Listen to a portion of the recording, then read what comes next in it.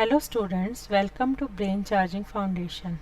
In my previous video, I explained exercise 3.1 of pair of linear equation of two variables. Go check out my videos. The link to the playlist is in the description.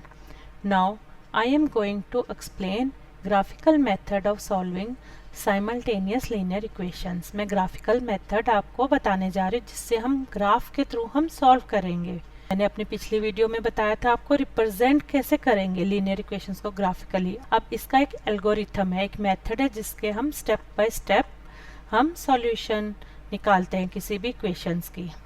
Step 1 में हम क्या करेंगे?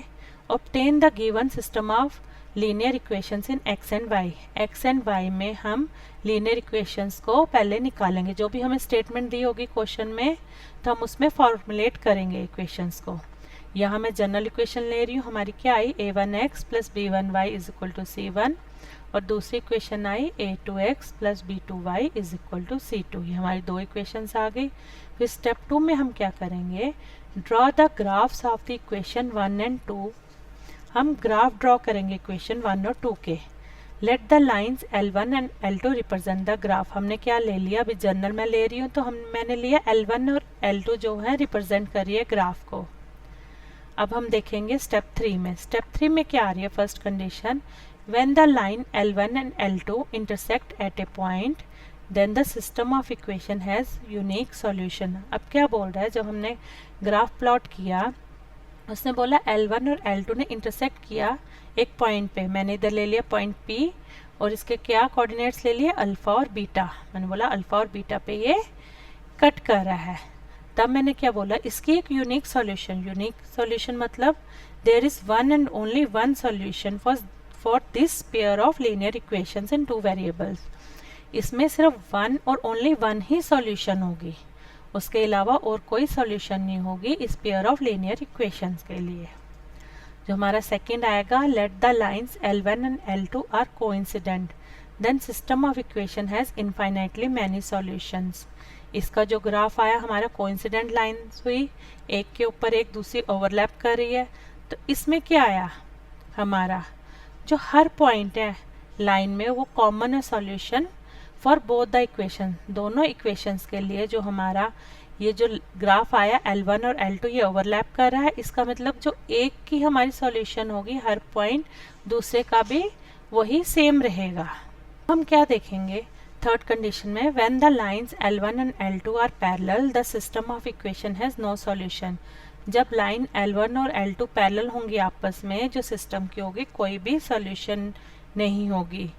Solution क्यों नहीं होगी? क्योंकि ये हमारी लाइंस है थ्रू आउट द ग्राफ जो है सेम डिस्टेंस पे ही बनेंगी.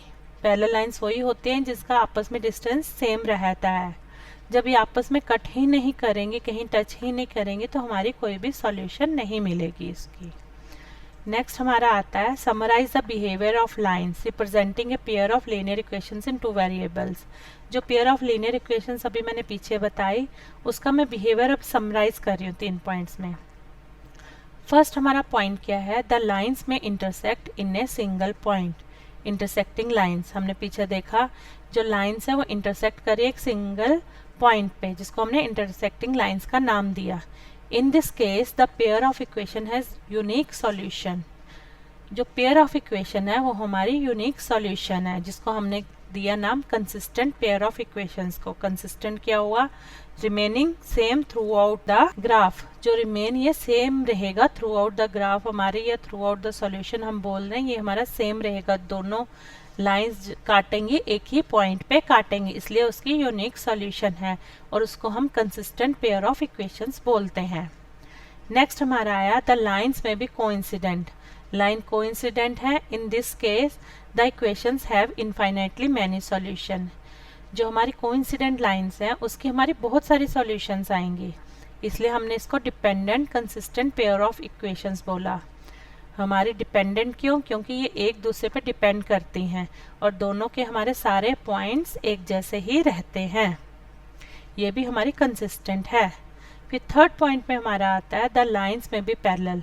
लाइंस पैरेलल हो सकती है. In this case the equation है नो सॉल्यूशन, जो इक्वेशन है नो सॉल्यूशन, इक्वेशन की कोई भी सॉल्यूशन नहीं है, इसको हम इनकंसिस्टेंट पेयर ऑफ इक्वेशंस बोलते हैं। इनकंसिस्टेंट क्या हुआ? Not remaining same through out same नहीं रहती है। जो एक इक्वेशन के पॉइंट्स होंगे वो दूसरे पे डिपेंड नहीं करेंगे और दूसरे के सेम भी नहीं होंगे, तो कहीं भी आपस में नहीं कट करेंगे, इसलिए हम उसको इनकंसिस्टेंट पेयर ऑफ इक्वेशंस बोलते हैं। अब हम लेंगे, let us now look at the following pair of linear equations and see what kind of pair they are geometrically. हम क्या करेंगे, अब हम देखेंगे लीनियर इक्वेशन किस टाइप की है और ज्योमेट्रिकली वो कैसे रिप्रेजेंट होती हैं। ये मैंने वही इक्वेशंस ली हैं जो मैं अपनी स्टार्टिंग की वीडियो में मैंने रिप्रेजेंट करने के लिए लिया था ग्राफिकल इक्वेशंस को, आप वो देख सकते हैं अच्छी तरह से। पहले हमने लिया pair x plus y is equal to 10 and x minus y is equal to 4, ये हमारी आई द लाइन्स इंटरसेक्ट। नेक्स्ट मैंने लिया 2x plus 3y is equal to 9 and 4x plus 6y is equal to 18, ये जो lines है ये coincident है। और थर्ड मैंने क्या लिया, x plus 2y is equal to 4 and 2x plus 4y is equal to 12, the lines are parallel. अब हम क्या करेंगे, इन्हीं तीनों इक्वेशंस को हम कंपेयर करके देखेंगे इसकी क्या पॉसिबिलिटी रहेगी, और इसको हम ग्राफिकल रिप्रेजेंटेशन क्या रहेगा, अलजेब्रिक रिप्रेजेंटेशन क्या रहेगा, और कंडीशन ऑफ सॉल्वेबिलिटी क्या रहेगी। अब हम क्या करेंगे, now compare the equations with, हम कंपेयर करेंगे इक्वेशंस को a1x plus b1y is equal to c1 और दूसरी इक्वेशन को a2x plus b2y is equal to c2 and the values of a1 upon a2, b1 upon b2, c1 upon c2 in all the 3 examples. हम क्या करेंगे, तीनों जो examples में हम a1 upon a2, b1 upon b2 और c1 upon c2 की ratios लेके उनको आपस में कंपेयर करेंगे और देखेंगे क्या हमारा रिजल्ट आता है। Here a1, b1, c1 and a2, b2, c2 denote the coefficients of equations, ये आप सबको पहले से ही पता होगा।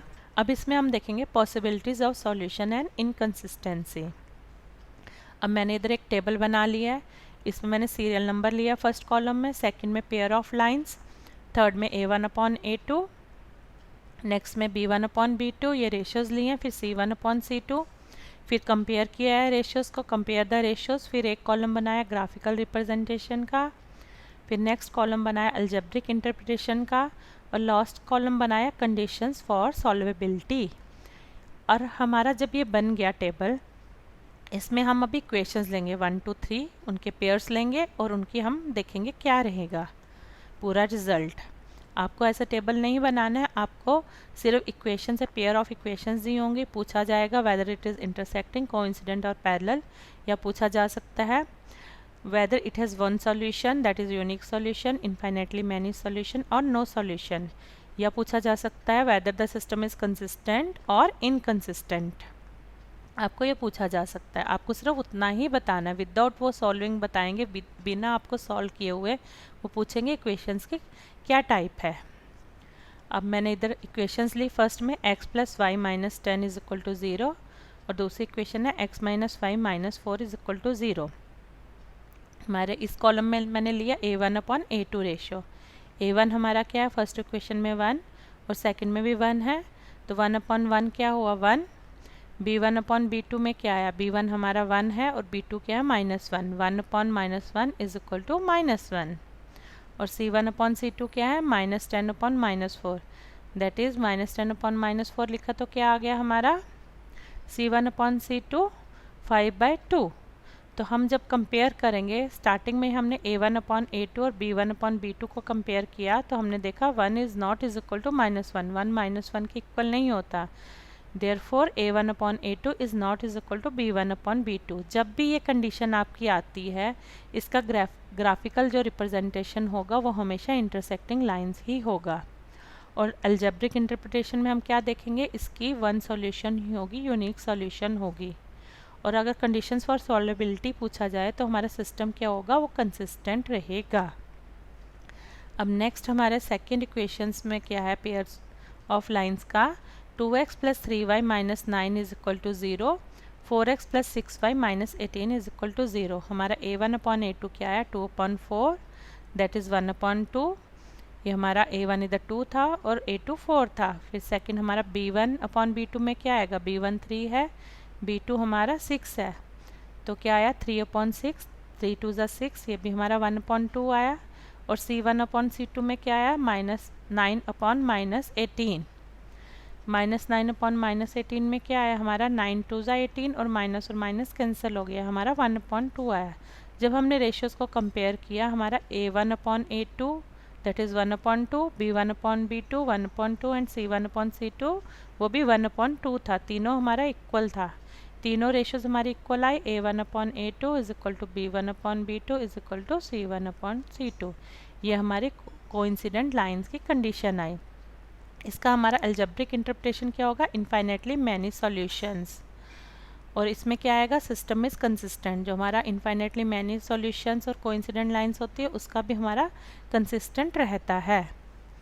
और फिर थर्ड हमारा है x plus 2y minus 4 is equal to 0, 2x plus 4y minus 12 is equal to 0।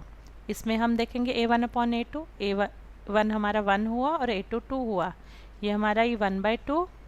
B1 upon B2 में क्या आएगा 2 अपॉन 4, तो 2 अपॉन 4 क्या हुआ हमारा 2 2 ज़ा 4 दैट इज़ 1 अपॉन 2। और C1 अपॉन C2 क्या आई, C1 माइनस 4 C2 माइनस 12, तो हमारा क्या है -4 अपॉन -12, माइनस माइनस कट गया, 4 3 ज़ा 12 दैट इज़ 1 अपॉन 3। इसमें हमने देखा A1 upon A2 is equal to B1 upon B2 but is not is equal to C1 upon C2। जब हमारी ऐसी कंडीशंस आती हैं तो हमारी ये क्या रहती है, पैरेलल लाइंस की।